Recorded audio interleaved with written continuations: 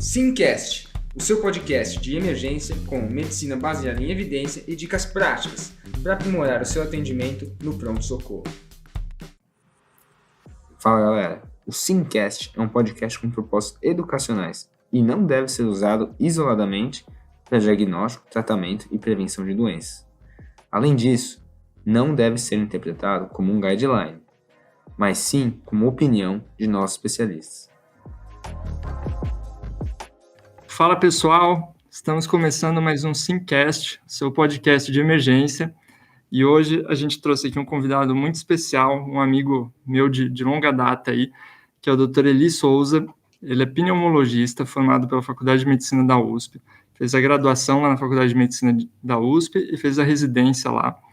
Atualmente é plantonista também do Hospital Albert Einstein e é o proprietário da página Pneumofatos. Quem não conhece, dá uma seguida lá nessa página que é muito, muito legal sobre pneumologia.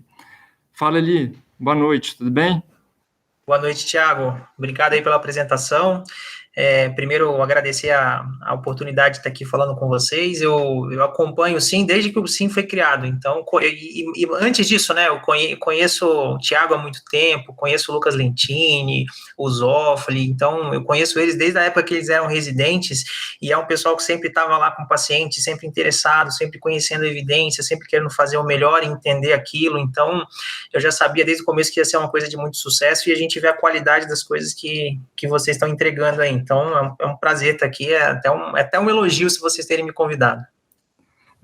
Assim, não vou mentir que você é minha referência em pneumologia, tá? A gente convidou você porque, assim, pensa em pneumologia, vem você na cabeça. E legal. Hoje, o tema que a gente vai conversar é um tema, assim, muito, muito importante, né? Uma doença com uma prevalência altíssima, que é a DPOC. Acho que todo mundo aqui já ouviu falar. E diferente de outras doenças, é uma doença que vem aumentando sua prevalência ao longo dos anos, né? Ou seja, a ideia é saber muito sobre DPOC e principalmente DPOC no pronto-socorro, né, que vai se manifestar aí como DPOC exacerbado. Então, hoje a ideia é a gente bater um papo bem descontraído, bem legal, com um monte de dicas práticas aí sobre como manejar o DPOC exacerbado no pronto-socorro. Certo, Eli?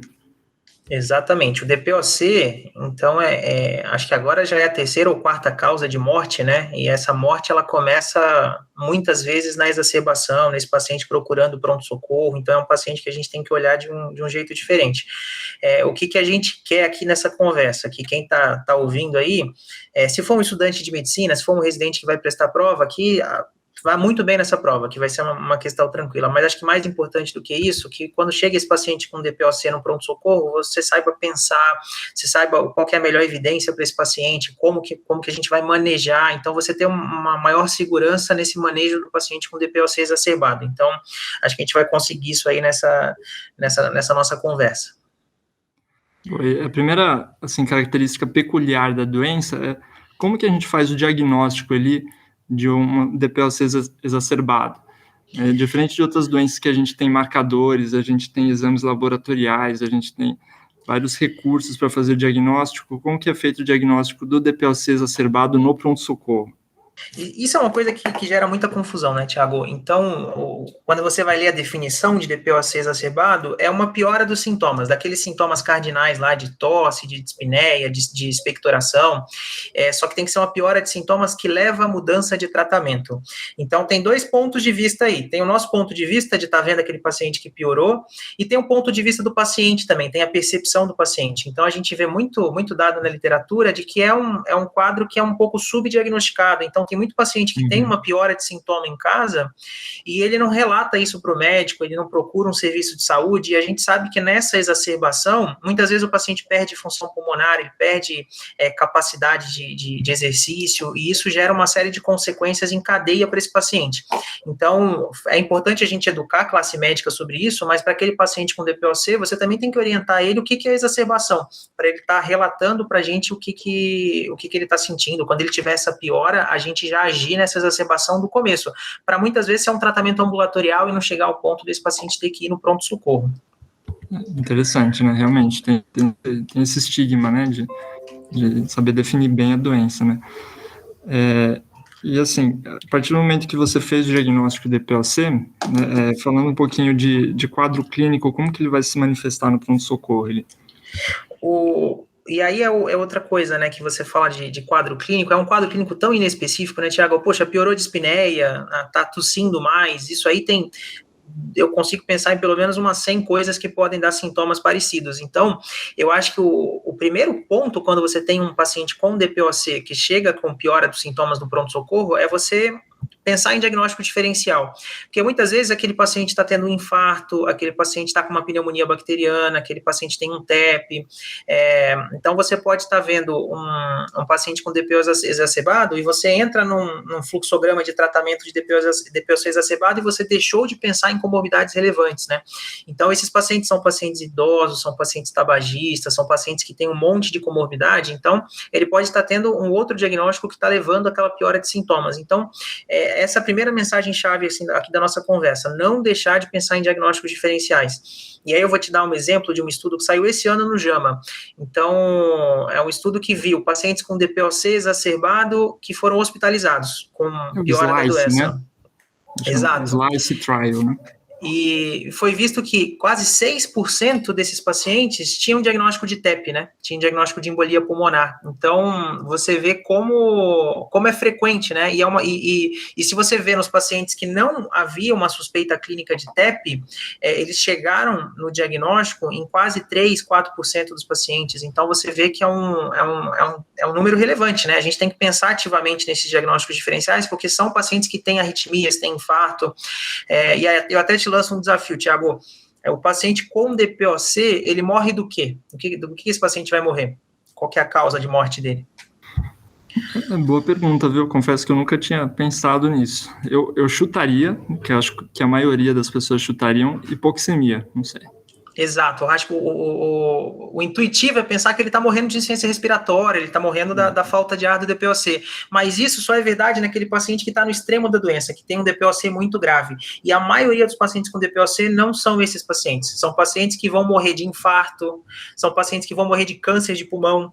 Então, se você for ver insuficiência respiratória, é 10 a 20% dos pacientes, se você for ver infarto, são 30%, em algumas casuísticas chega a 40%. Então, eles morrem de outras coisas, eles frequentemente não morrem da dispneia, do pulmão, eles não morrem de insuficiência respiratória. Então, isso é um dado interessante para a gente pensar nesse diagnóstico diferencial. Legal mesmo. Boa. E agora, falando exatamente de tratamento, né? Como que a gente vai manejar o paciente que chega no pronto-socorro com quadro de dispneia, né? O paciente que sabidamente tem DPOC ou é ex-tabagista de longa data, chega com uma dispneia muito importante, né, hipoxêmico, como que a gente vai manejar esse paciente no pronto-socorro? Vamos falando tópico por tópico aí. Quando esse paciente chega no pronto-socorro, então, Tiago, o que aquele médico tem que olhar para esse paciente? Ele tem que pensar o quê? Esse é um evento super agudo que traz uma série de riscos para esse paciente, e esse é um paciente de risco para ter novos eventos iguais no futuro. Então, você está enxergando esse paciente já longitudinalmente. Então, o seu primeiro objetivo é reduzir os prejuízos agora. O segundo é você fazer coisas que evitem que esse paciente retorne ao pronto-socorro nas próximas semanas, nos próximos meses. E várias coisas que a gente vai falar do tratamento tem esse objetivo, de reduzir coisas no futuro próximo. Então, a primeira coisa que esse paciente chegou é pensar no diagnóstico. É só um DPOC exacerbado ou tem algum diagnóstico diferencial? Para isso, você vai fazer uma série de avaliações clínicas e complementares, né? Então, questionar a dor torácica, ver se esse paciente tem algum pulso arrítmico, ver se tem algum edema de membros inferiores assimétrico que te faça pensar numa TVP, fazer a ausculta cardíaca, ver se tem algum sopro novo, alguma coisa assim. Um eletrocardiograma, que é um exame super simples, esse paciente não pode não ter um eletrocardiograma ali. Raio-x de tórax é obrigatório, são pacientes que têm pneumotórax, que é uma coisa que pode justificar essa piora, pode ser uma pneumonia bacteriana. No exame laboratorial, se você tiver uma baixa probabilidade de TEP, talvez fazer um dímero D, né? Se a probabilidade de TEP for alta, você pensar numa angiotomografia. E se esse paciente está chegando para você grave em insuficiência respiratória, dispneico, usando musculatura acessória, a gasometria arterial é necessária. Então, nesse primeiro momento, acho que se a gente for pensar num exame que é muito comum as pessoas esquecerem, é a gasometria arterial. Então, não esquece que esse é um exame que a gente vai falar durante a nossa conversa, que é essencial. Você acessou esse paciente com esse pool de avaliação clínica e de exames complementares, o próximo passo é você pensar nas coisas que a gente usa para tratamento. E aí, broncodilatadores, deixar os brônquios desse paciente abertos, corticoide, né, então corticoide oral ou corticoide endovenoso, a gente fala um pouquinho mais para frente das indicações, quem que é o paciente ideal para isso, antibiótico para aquele paciente que tiver indicação, então não é todo paciente que vai ganhar antibiótico, e o suporte de oxigênio, suporte ventilatório, né, que é uma coisa que é importante para esse paciente. E aí ver se esse paciente melhora ali no pronto-socorro, se ele tem indicação de internar, então esse é o global, assim, né, assim que você vai ver esse paciente do começo ao fim ali naquela avaliação. Perfeito, eu ainda dei uma pesquisada também para poder conversar com você no mesmo nível, e assim, em relação a broncodilatadores, eu não achei muita evidência de diminuição de mortalidade, essas coisas. A verdade, assim, o que eu li, tem evidência em termos de efeito. Realmente, tem um alívio de dispneia, tem uma broncodilatação importante, né, uma melhora do VF1, mas em termos de evidência quanto a desfecho duro, mortalidade, sobrevida, eu não achei nada a respeito. Confere? Exato. E aí você entra numa coisa que é quase ética, né? Então, a gente sabe que o paciente com DPOC, ele tem uma doença brônquica, geralmente o mecanismo fisiopatológico dessa exacerbação vem de inflamação e vem de uma redução desse fluxo pelos brônquios, né? Então, você tem uma redução de fluxo, esse paciente, ele tem essa dispneia por esse mecanismo. E são pacientes que já fazem tratamento ambulatorial com broncodilatadores de longa duração, né? Faz parte de tratamento de base daquele paciente que tem sintomas ou daquele paciente que tem exacerbação. Então, esse paciente chegar no pronto-socorro com dispneia e você não tratar ele com broncodilatador, é quase uma coisa, um crime, né? Porque é uma coisa que fisiologicamente faz muito sentido, você está agindo na causa daquela dispneia, então, e é um medicamento que você já usa para aquele paciente. As evidências que a gente tem são mais para broncodilatadores de curta duração, né? Então, tanto é que as recomendações dos guidelines, né, acho que o GOLD é o que as pessoas mais usam, é de você usar beta-agonistas de curta duração. E aí, preferencialmente, associar também anticolinérgicos de curta duração. Então, você vai iniciar, né, no pronto-socorro usando lá, vamos dar nome, né, aos bois aí, usando lá um salbutamol ou um fenoterol, associado ao atrovente, mas o beta-agonista é um medicamento que é obrigatório na entrada desse paciente. E aí você vai repetindo esse medicamento a cada hora ou a cada 2 horas naquele primeiro momento, e depois você espaça para cada 4 horas, 6 horas, conforme a evolução daquele paciente. E aí alguns detalhes do broncodilatador, pensando no manejo mais prático, se esse paciente em casa já faz uso de medicamentos de longa duração, se esse paciente for ficar internado, não faz sentido nenhum você não deixar esses medicamentos no hospital. Então, você reconciliar esses medicamentos que o paciente faz uso. Então, muitas vezes o paciente já está em casa lá usando tiotrópio, usando um formoterol, ele interna e isso não está na prescrição dele. Então, você deixa o que o paciente usa e naquele momento agudo você usa o beta-agonista de curta duração como uma dose adicional. E outros detalhes também em relação ao broncodilatador é a forma que você vai fazer isso.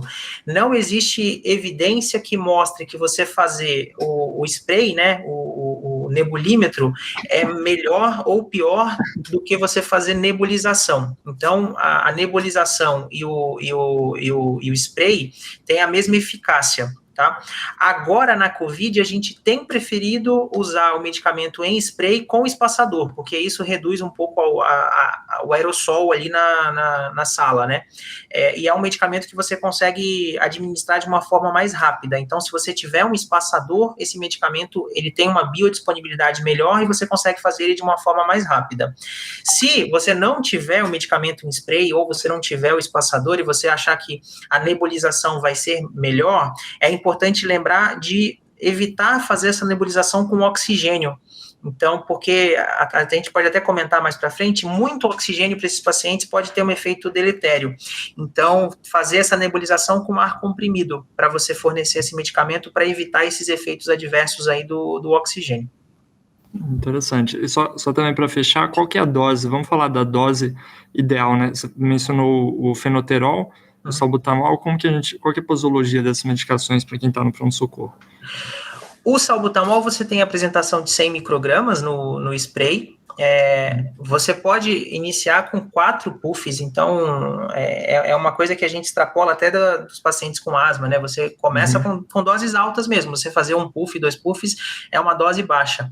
Até porque esse paciente está em broncoespasmo, a biodisponibilidade dessa medicação é baixa, então você pode começar com doses altas, isso é bem seguro para esse paciente. Então você pode começar com uma dose de 4 puffs e ir reavaliando esse paciente a cada meia hora, 1 hora, para avaliar a necessidade de novas doses. Tá? O Atrovent, né, o anticolinérgico, é um medicamento secundário, é uma coisa que você vai usar como adjuvante. O principal é o beta-agonista. Perfeito. Maravilha. Então, esse seria o primeiro pilar aí do tratamento. Broncodilatadores, que nem você falou, é meio desnecessário você mostrar a eficácia deles, porque você não vai nunca deixar de dar broncodilatadores. Chega a ser intuitivo. Um comentário que dá para a gente fazer dos broncodilatadores é sobre xantina, né? Que é uma coisa que quem é médico mais antigo usa muita aminofilina, teofilina, às vezes faz até injetável, e isso hoje em dia é proscrito, porque são medicamentos que eles são equivalentes aí a esses broncodilatadores, né, em termos de efeito, só que eles têm um perfil de efeito colateral muito pior.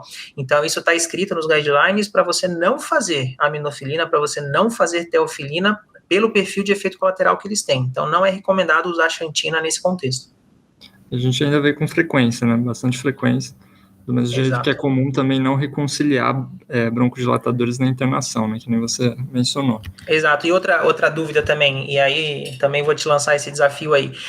Você fala, o paciente foi entubado, está na ventilação mecânica. Então eu não posso fazer o broncodilatador, aí vamos fazer a xantina? A gente faz uma aminofilina injetável aí? O que você acha? Eu acho que não, mas também estou enviesado pelas suas palavras aí. Acredito que não, porque o efeito colateral deve ser muito, muito prejudicial. Não deve compensar o benefício. Exato. O paciente entubado é um paciente que, esse raciocínio que a gente acabou de falar é ainda mais importante. Então, você tem disponível alguns adaptadores para o circuito de ventilação mecânica. Então, o nome comercial do mais comum é Aeropuff. Então, é um que você conecta no sistema de ventilação mecânica, e aí você conecta aquele dosímetro, né, do broncodilatador, nesse adaptador, e você faz as doses dos puffs de inalação direto no circuito da ventilação mecânica. Tem que ter o cuidado para fazer no momento da inspiração, né, no momento que o ventilador está ciclando na inspiração, na hora que, obviamente, que a medicação está indo para o sistema, para o pulmão do paciente. E lembrar que tem toda a traqueia, então a dose que a gente faz no sistema de ventilação mecânica é uma dose muito maior. Você vai fazer, às vezes, 10 puffs, 12 puffs, para você conseguir chegar, que esse medicamento chegue lá na via respiratória do paciente. Legal. Perfeito.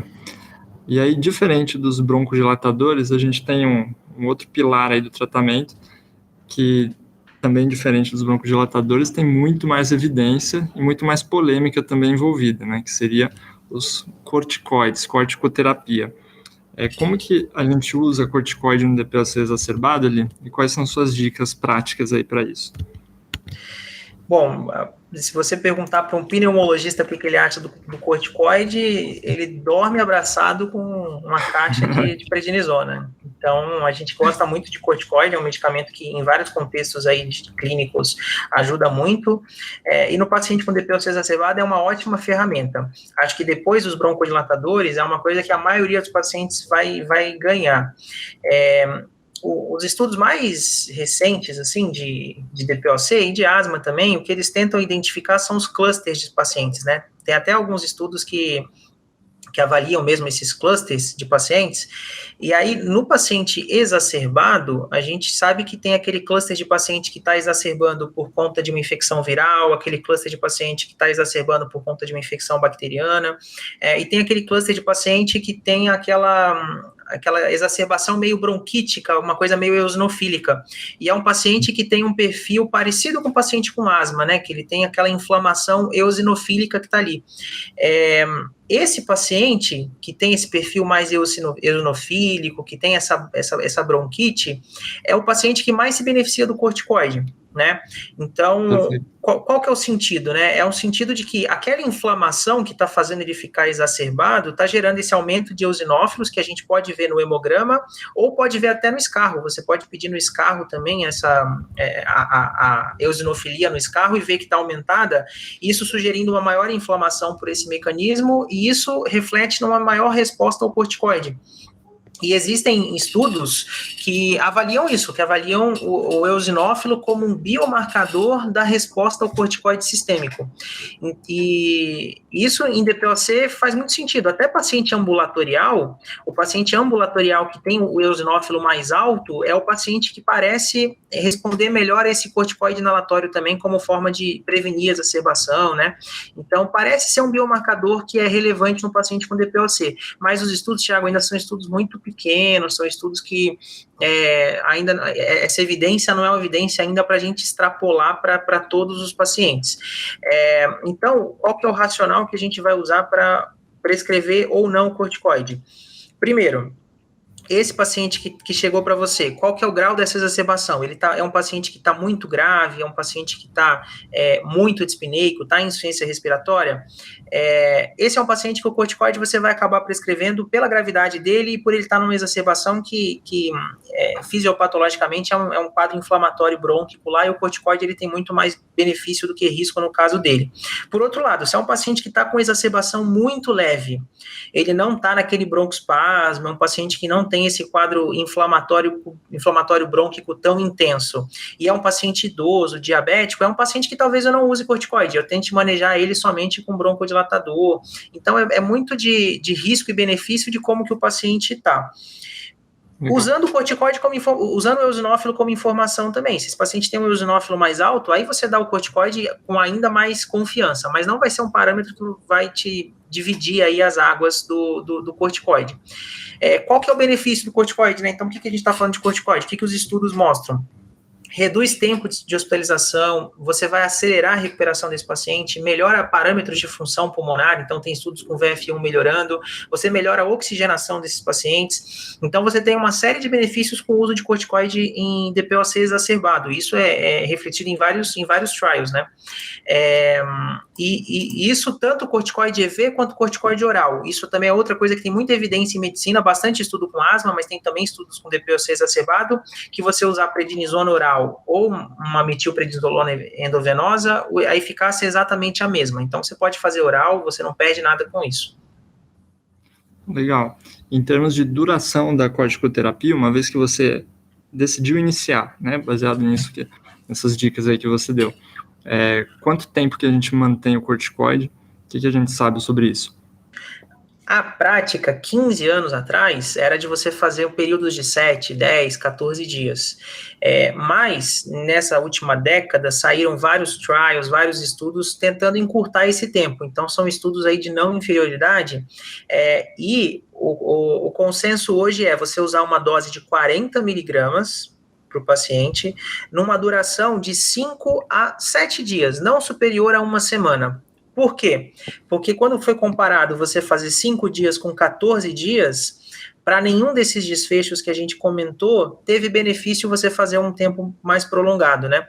Então, não sei se você tem os dados aí, tem aquele trial que chama Reduce, né? Que foi publicado no JAMA em 2013, que fez exatamente essa comparação.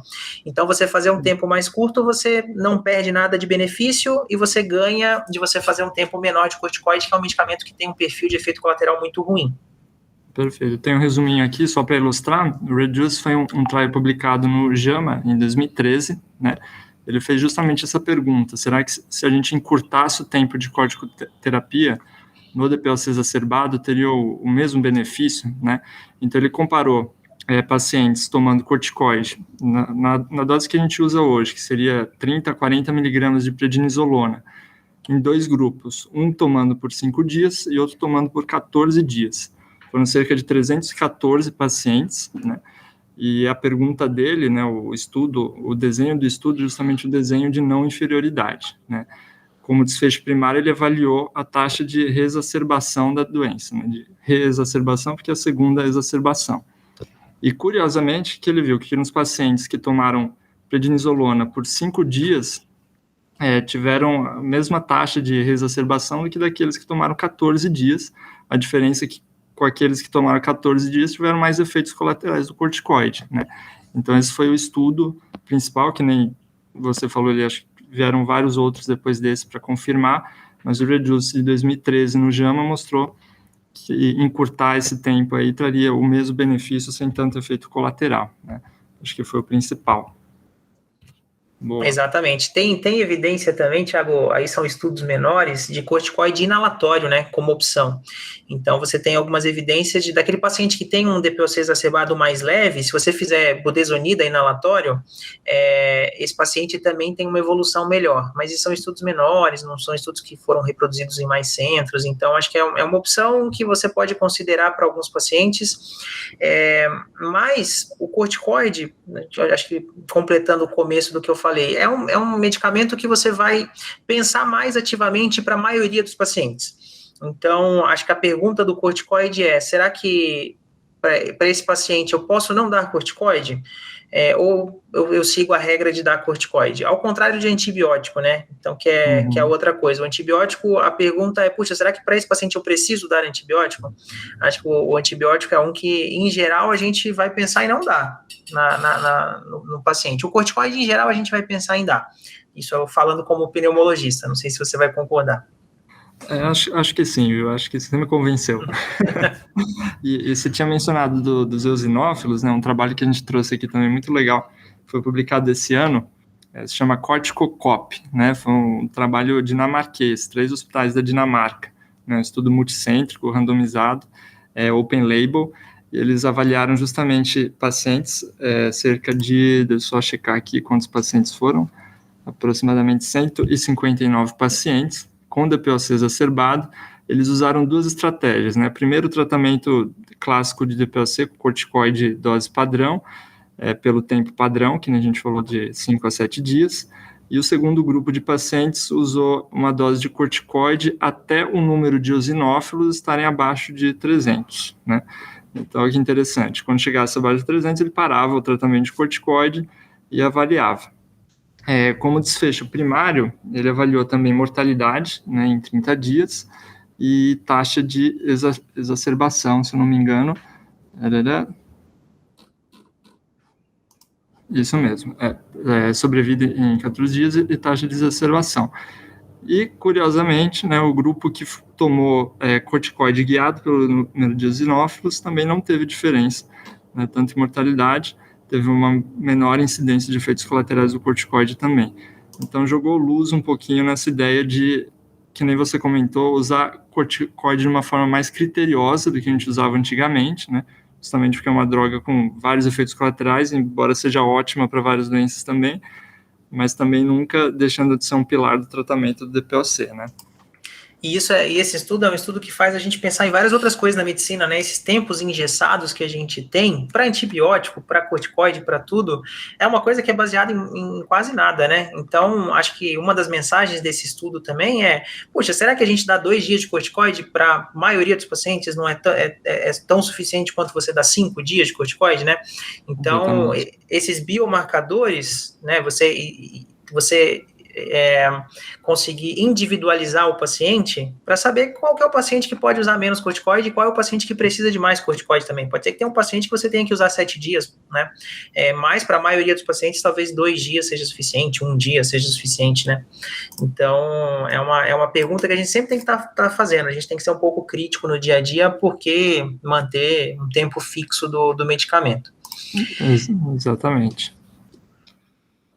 Bom, acho que de corticoide a gente comentou bastante, discutiu bastante aqui. Agora vamos para o terceiro pilar também importante do tratamento do DPOC. E assim, se corticoide já é uma coisa polêmica, esse acho que é mais polêmico ainda, seria o uso de antibióticos para tratar o DPOC exacerbado. O que você tem a comentar sobre isso ali? Acho que de antibiótico a gente tem que falar bastante. É uma coisa que me incomoda muito na prática, né? Então, antes de ser pneumologista, eu sou clínico, eu fiz clínica médica e já desde a clínica, muito paciente com DPOC, eu via usando antibiótico, eu falava, mas por quê? A tomografia desse paciente não tem nada. Esse paciente não está fazendo febre, por que eu estou dando antibiótico para ele?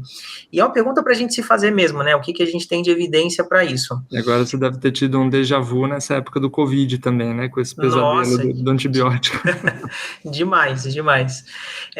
O antibiótico em DPOC, então vamos começar falando o que tem de evidência boa. Quando a gente indica ele bem, ele vai diminuir chance de recorrência dessa exacerbação, vai diminuir chance daquele paciente ter falência de tratamento, vai encurtar a recuperação desse paciente, vai permitir uma alta hospitalar mais precoce naqueles pacientes graves, e a consequência disso tudo é uma menor mortalidade. Então, você tem dados de menor mortalidade para esses pacientes.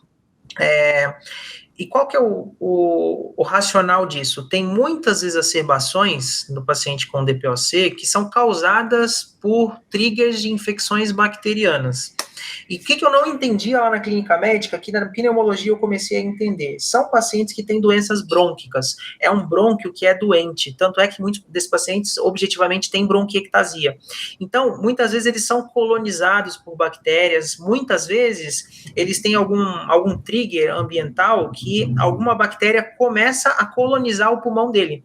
Então, você tem uma bactéria que entra lá nos brônquios e começa a se replicar naquele brônquio, você tem uma população exagerada de alguma bactéria que está ali. E aí esse paciente começa a ter um catarro purulento, ele começa a ter mais espinéia, ele começa a ficar com o brônquio mais inflamado. E esse paciente, apesar de essa exacerbação ser causada por uma bactéria, ele não tem febre, ele não tem uma imagem de pneumonia, e o antibiótico vai controlar esse supercrescimento bacteriano, vai causar aquele desencadeante daquela exacerbação. E aí os dados que tem, assim, são estudos bem ruins, assim, de desenho, é difícil falar, mas os estudos mostram que 20%, 15% das exacerbações são causadas por triggers de infecções bacterianas. Então, é um dado relevante, né? O que a gente vai usar, né, para guiar essa indicação do antibiótico? Então, os estudos mostram que o escarro é nosso melhor parâmetro, tá?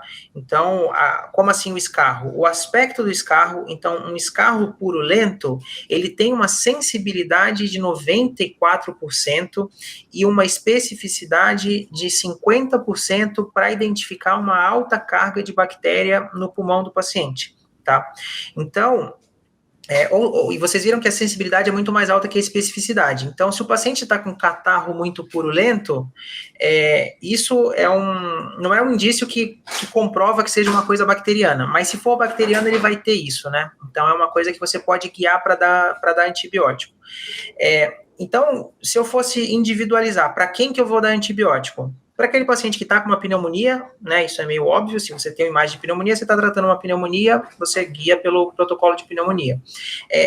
Ou para aquele paciente que ele está grave, ele está super dispneico, ele está com sinais de insuficiência respiratória, esse paciente ele merece também, porque o antibiótico vai diminuir chance de você recorrer,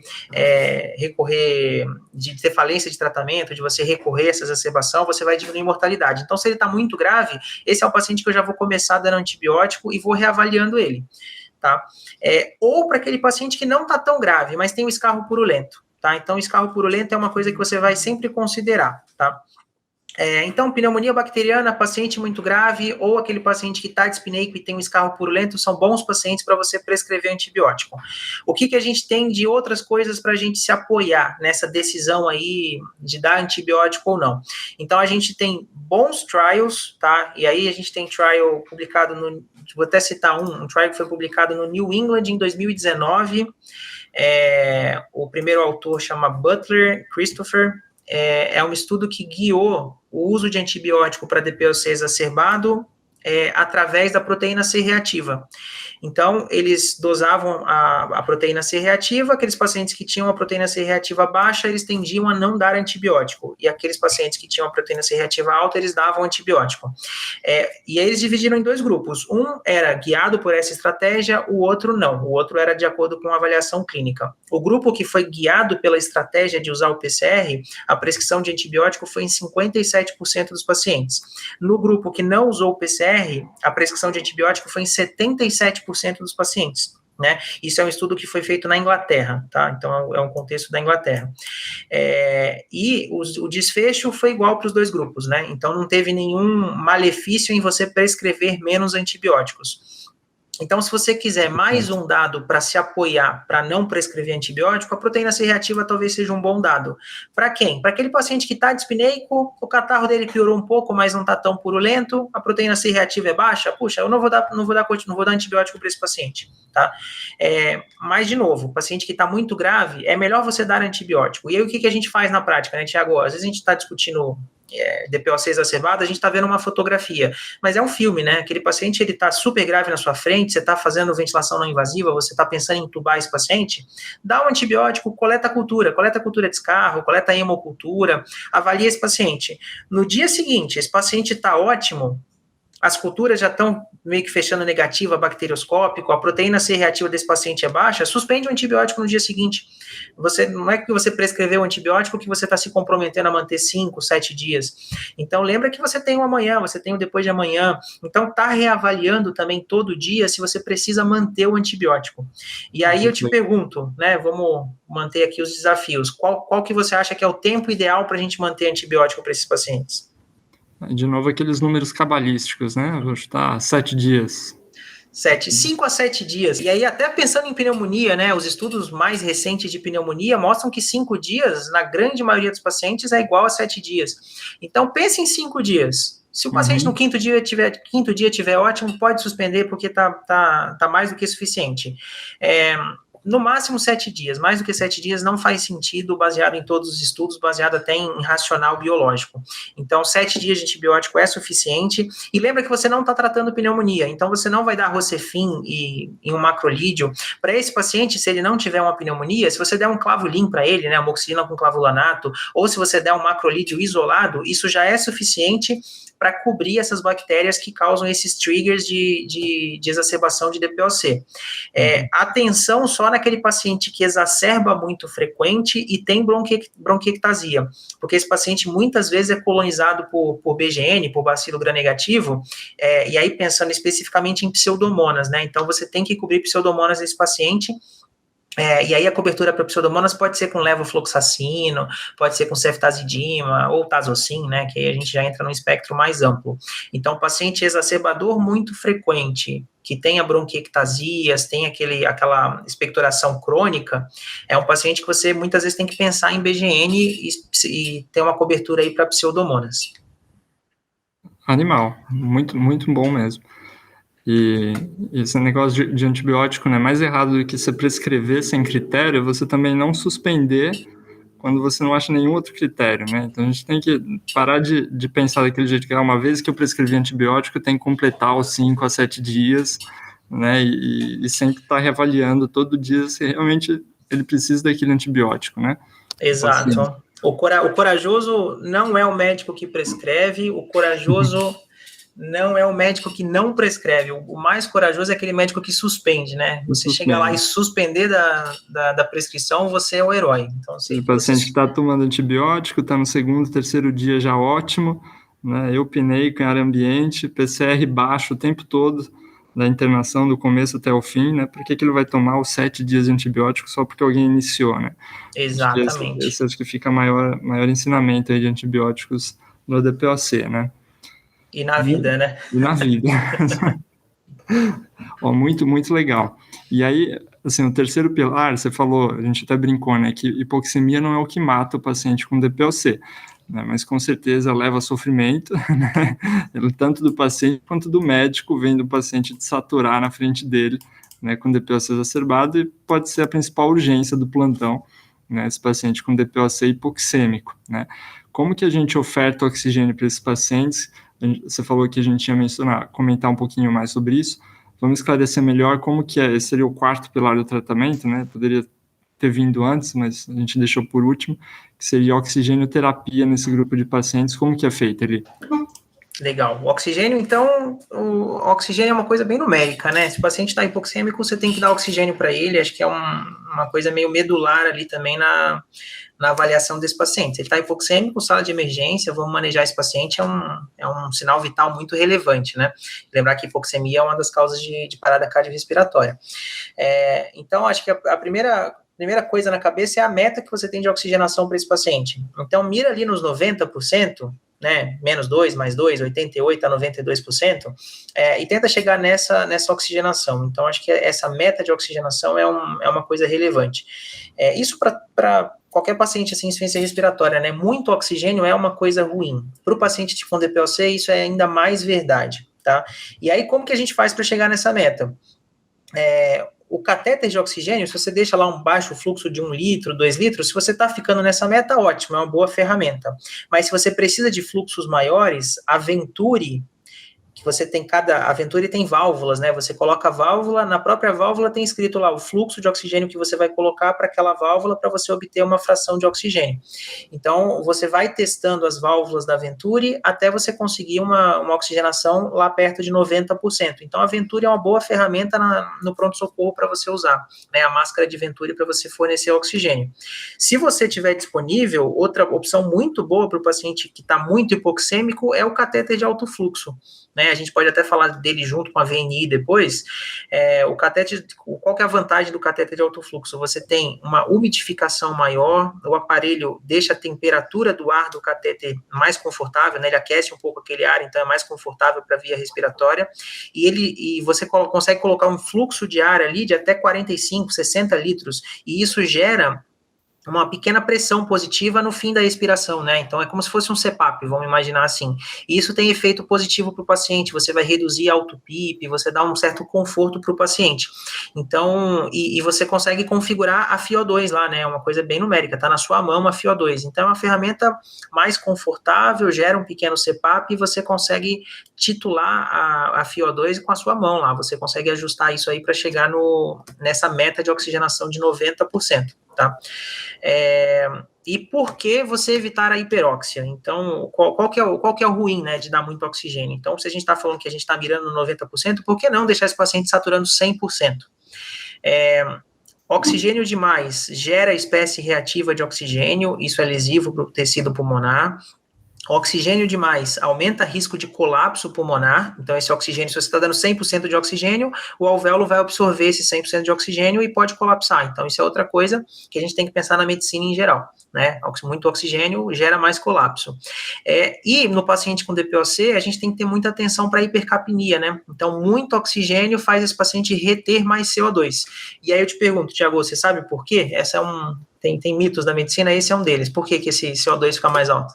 Nossa, outro dia a gente discutiu feio sobre isso, assim, de briga, dentro da CIN, assim, a gente quebrou pau discutindo sobre isso, cada um falou uma teoria lá, né? A mais clássica é daquela da narcose, que altera o limiar do PCO2, mas que eu sei que caiu por terra, né?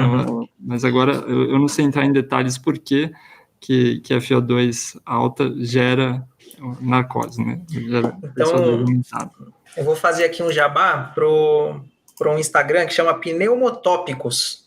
Pneumotópicos. É um Instagram que é dos residentes de pneumo lá do HC. E o primeiro post que eles fizeram, o primeiro foi o nome deles, né? Mas o primeiro post com conteúdo que eles fizeram é sobre isso. Por que o paciente com DPOC exacerbado, e você dá muito oxigênio, ele aumenta o CO2. Então, tem 2 mecanismos que explicam isso. Um chama efeito Haldane com H. O oxigênio no sangue, a hemoglobina tem muito mais afinidade pelo oxigênio do que pelo gás carbônico, e parte do gás carbônico é carregado pela hemoglobina também. Então, quando você dá muito oxigênio, fica mais gás carbônico no sangue, então você aumenta a pressão arterial de gás carbônico por isso, começa a desligar algumas moléculas de gás carbônico da hemoglobina, ficar mais no sangue, e isso, o gás carbônico é muito difundível, né? Então isso vai parando nos alvéolos lá, e enfim, vai aumentando esse gás carbônico do paciente. Agora, isso é responsável mais ou menos por uns 20% desse aumento de CO2. Agora, o mecanismo principal, qual que é? Se você dá muito oxigênio para esse paciente, existe um mecanismo fisiológico que a gente tem que chama vasoconstrição hipóxica. Esse paciente com DPOC, as áreas do pulmão dele que não estão sendo ventiladas são áreas que o vaso sanguíneo ele fica constrito para o sangue não chegar lá. Por quê? Se não está chegando ar ali, por que eu vou mandar sangue para ali? Então é um mecanismo muito inteligente, né? Se não está chegando ar, vamos fechar o vaso sanguíneo para não ter esse contato ali do sangue com uma área que não tem oxigênio. Então esse mecanismo é fisiológico, chama vasoconstrição hipóxica. Na hora que você joga 100% de oxigênio no pulmão desse paciente, vamos lá, vamos dar um caminhão de oxigênio para ele. Essas áreas que estão fechadas, elas abrem. Você acaba com esse mecanismo fisiológico de compensação. Então você está aumentando a perfusão em áreas que estão sendo pouco ventiladas. Então, você aumenta muito o CO2 por isso. Então, você está piorando o VQ desse paciente. Quando você dá muito oxigênio, você diminui a vasoconstrição hipóxica e você gera perfusão em áreas que não estão sendo ventiladas. Por isso que aumenta o CO2. Esse é o principal mecanismo. É isso que eu tinha para falar. Curiosidades. Interessante, né? Porque isso sempre gera dúvida. Pode ter certeza que um monte de gente não sabia disso. O mecanismo fisiopatológico por trás disso, né? Sim. Perfeito, Li. E outro pilar importante, ainda mencionando sobre a oxigenoterapia, a gente sabe que a VNI cresceu e se desenvolveu muito no território do DPOC também, né? Entre as evidências de benefício, a gente sabe que DPOC é uma delas, que VNI tem seu papel muito, muito bem documentado e pesquisado, né? Com bastante evidência. Então, falando de DPOC, quais indicações de VNI, né? De CPAP ou BIPAP no DPOC, né, e qual o benefício da VNI para esse grupo de pacientes? Legal. Então, quando a gente vai falar de VNI, acho que a principal doença assim, que a VNI tem evidência de desfecho positivo é DPOC. Eu sei que o Thiago acha que é edema agudo de pulmão, mas não é edema agudo de pulmão. Há controvérsias aqui. Tanto é que, não, agora falando sério, tem um trabalho que eu acho que é de 2017, que é um guideline da ATS, né, Sociedade Americana de Tórax, junto com a Sociedade Europeia, o RS, eles lançaram um guideline em conjunto sobre ventilação não invasiva em insuficiência respiratória aguda. Então, é um texto que fala basicamente as indicações de VNI em contexto de insuficiência respiratória aguda. Então, é um trabalho bem legal para ler sobre VNI. E nesse trabalho tem uma tabela lá, que é uma tabela super, super simples de ver, que ele fala as condições clínicas e o nível de evidência que tem para isso. E DPOC é a única que tem 4 estrelinhas lá, que é uma evidência alta. Se você for ver edema agudo, outros com tetrauma, né, que é uma coisa que tem bastante evidência também, são 3 estrelas, é uma evidência boa, né? Mas o DPOC é o que tem mais evidência, assim, acho que é questão de ter uma evidência mais robusta, né? E aí, qual que é a melhor indicação, né, Thiago? A gente está falando de DPOC e VNI, parece que é para todo mundo, mas não é. Então, qual que é o paciente com DPOC que você vai pensar muito em VNI? É o paciente que tem insuficiência respiratória aguda com hipercapnia, né? Então, é aquela insuficiência respiratória aguda tipo 2 ou mista, né? Que você tem o CO2 aumentado, especialmente naqueles pacientes acidóticos. Então, paciente com DPOC exacerbado, insuficiência respiratória aguda, você coleta gás, ele está acidótico com CO2 aumentado, esse é o paciente modelo para você fazer VNI. E quando a gente está falando de VNI aqui, a gente está falando de BIPAP, né? 2 níveis de pressão, uma pressão inspiratória e uma pressão expiratória. Por quê? Porque você tem que ter um nível de pressão para gerar lavar, né? Você literalmente quer lavar esse pulmão desse paciente, para você tirar o CO2 de lá. Esse paciente não está ventilando. Se você faz só CPAP, você não aumenta a ventilação desse paciente. Com o BIPAP, você consegue aumentar a ventilação e com isso você consegue reduzir essa acidose, tratar essa hipercapnia e melhorar essa insuficiência respiratória do paciente. Então, o que a gente tem de evidência de benefício para a VNI em DPOC? Reduzir frequência respiratória, reduzir trabalho ventilatório, aumenta volume corrente, melhora a oxigenação. E isso tudo leva a menor tempo de internação, menos complicações e, fundamentalmente, menor mortalidade, tá? É tão benéfico que os estudos com VNI para DPOC têm um NNT menor do que 10. Tem estudos com redução de risco relativo maior do que 50%, para desfechos bastante relevantes. Então, é um dado que você tem para muito pouca coisa na medicina, né? Uma redução de risco relativo maior do que 50%. Então, é um negócio incrivelmente benéfico. Perfeito. Não esquecer de saber indicar, então, paciente com DPOC exacerbado, e saber indicar VNI, né? Sim, isso, outra coisa para falar de VNI também, a gente é tão bom para DPOC que mesmo o paciente que tem rebaixamento de nível de consciência, você pode tentar VNI, né? Isso foi até questão de prova já caiu em muita prova de residência, o paciente está lá rebaixado, é um paciente com DPOC, você coleta uma gaso, ele está acidótico, com CO2 aumentado, o que você faz? Aí, na questão da lá, Glasgow 7, todo mundo vai falar, puxa, Glasgow 7 vai me entubar. Não, é um paciente que você pode tentar VNI, você pode ir lá e fazer meia hora de um BIPAP e reavaliar esse paciente. Se ele está rebaixado por conta dessa hipercapnia, a hora que você lavar aquele CO2, esse paciente vai acordar, então você consegue resolver. E isso não é da minha cabeça, né? Isso está escrito também, tem estudo sobre isso. Se você for ver a Diretriz Brasileira de Ventilação Mecânica, da AMIB, que é de 2013, é um texto mais antigo, ele tem lá, paciente com DPOC exacerbado, com rebaixamento de nível de consciência, tentar fazer o BIPAP, um trial de meia hora, 60 minutos, para avaliar se esse paciente acorda por conta disso. Lógico, se o paciente está instável hemodinamicamente, com alguma arritmia, vomitando sem parar, está em parada cardiorrespiratória, é um paciente que você vai entubar, né? Esse paciente você não vai tentar VNI.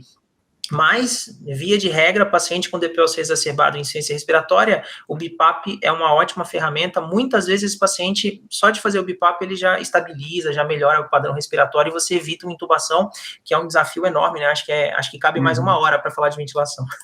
Exatamente. Acho que não vai ter tempo de entrar em tantos detalhes assim. Supondo que quem está ouvindo a gente, a pessoa que está ouvindo, seguiu todos os seus conselhos aí no manejo do DPOC no pronto-socorro, né, o paciente ficou bem e finalmente vai de alta para casa. Né, tem alguns cuidados no paciente com DPOC, né, que internou para DPOC exacerbado, que a gente tem que tomar. Né, quais os principais cuidados aí? Vamos comentar um pouquinho sobre o pós-alta aí. Então, voltando para o que a gente falou lá no começo, esse paciente chegou para você com DPOC exacerbado, você já está imaginando o pós, né? Então, você está querendo evitar novas exacerbações. Como tudo na medicina, o maior preditor de um paciente com DPOC exacerbar é ele ter tido exacerbação no último ano. Então, se esse paciente exacerbou agora, é um paciente que daqui a um mês pode estar exacerbando de novo. Então, olha para esse paciente de um jeito diferente. Educa ele sobre a exacerbação, reforça com ele o jeito de usar os dispositivos inalatórios para ele estar usando aquele medicamento corretamente, fala para ele usar os medicamentos da receita ambulatorial dele corretamente, vincula ele com um pneumologista ou com um clínico, né? Fala, puxa, se você não tem médico, vai atrás, você tem que passar, faz uma guia de encaminhamento para ele. Então, reforça com ele que é importante, mas tudo isso não tem muita evidência de redução de novos eventos. Apesar de tudo, isso não tem nenhuma evidência de reduzir novo evento. Só tem uma coisa que a gente tem evidência de diminuição de reexacerbação no pós-alta, que é reabilitação. Reabilitação igual a fisioterapia, né? Aquela reabilitação pulmonar. Então, o paciente que está indo de alta após uma exacerbação de DPOC, se você conseguir fazer que ele comece um programa de reabilitação pulmonar nas 4 semanas depois da alta, você está reduzindo a chance desse paciente ter novas exacerbações e tem evidência até de redução de mortalidade. Então, é uma coisa que... tem programas assim acho que é da ATS, tem um programa da ATS que a meta deles é até 2040 reabilitação pulmonar ser uma coisa muito mais disponível, assim, ser uma coisa muito mais fácil, porque tem muita evidência positiva, né? E DPOC, de novo, é a terceira doença que mais mata no mundo, acho que tem que ter um esforço para isso. Então, pós-alta, esse paciente tem que entrar no programa de reabilitação, esse é o mundo ideal, e a gente tem que lutar pelo mundo ideal. Não dá para a gente falar, não, é Brasil, não, o paciente... tem muito posto de saúde, por exemplo, em São Paulo, que tem fisioterapeuta que faz isso, então... é uma coisa que você não pode deixar de ofertar para o paciente, né? Exato. Perfeito. Acho que encerramos todos os tópicos aí, pelo menos os mais importantes de DPOC. Uma coisa que eu esqueci de falar sobre você, Eli, que além de ter sua formação muito, muito boa em pneumologia, você também é um excelente professor, né? Acho que as pessoas conseguiram perceber aí a didática que você tem e como você consegue traduzir bem, né, temas complexos, anos de pesquisa, vários trabalhos, vários dados e coisas práticas para as pessoas levarem aí para a sua vida né, em pronto-socorro, né, diariamente, né? Então, muito obrigado por ter aceitado esse convite de novo, tá? Espero que todo mundo tenha gostado. Fica à vontade aí para fazer as considerações finais que você achar pertinente. Legal, Thiago. Bom, depois dessa sua fala aí, eu fico até tímido de falar qualquer coisa. Eu gosto muito de ensino, então fico feliz de você ter falado isso. Eu te conheço já há bastante tempo, tive o prazer de trabalhar com você lá no pronto-socorro do Einstein, né? Então, vi você até atuando, que é uma coisa que a gente aprende muito, né? Vendo colegas atuando. DPOC exacerbado, então de mensagem final, assim, é uma coisa incrivelmente comum, quem está ouvindo se for médico, né, vai lidar com DPOC exacerbado na vida, com certeza. Lógico que tem pacientes com quadro mais leve, mas tem muito paciente que chega grave e não é para ficar assustado. Puxa, é um paciente que pensa em diagnóstico diferencial, faz broncodilatação para ele ter menos dispneia, pensa no corticoide oral, vê se esse é um paciente que, por acaso, não vai ganhar corticoide oral, ou se você vai dar corticoide oral para ele por 5 dias, tá? Pense em antibiótico, será que esse é um paciente que antibiótico vai fazer diferença? Ele está com escarro purulento, ele tem PCR alto, então antibiótico é uma coisa para se pensar. Se ele está muito dispneico, lembrar do BIPAP, lembrar da VNI, tá? Se ele está hipoxêmico, dá oxigênio, mas mirando naquela oxigenação de 90%. Né? E lembrar que esse paciente ele tem esse pós-exacerbação, então sempre está tentando linkar ele com acompanhamento, fazer uma reabilitação, garantir o tratamento regular. Então é um paciente que não é difícil, desde que você tenha esses conceitos claros assim na mente. Eu fico à disposição para quem quiser tirar qualquer dúvida, é só me encontrar aí na rede social, lá no Pneumofatos, pode mandar mensagem. E agradecer novamente aí o pessoal do SIM, o Thiago especialmente aí pelo convite, e obrigado, pessoal. Valeu, Ali, obrigado e até a próxima, com certeza. Valeu, Thiago, valeu, pessoal, até logo.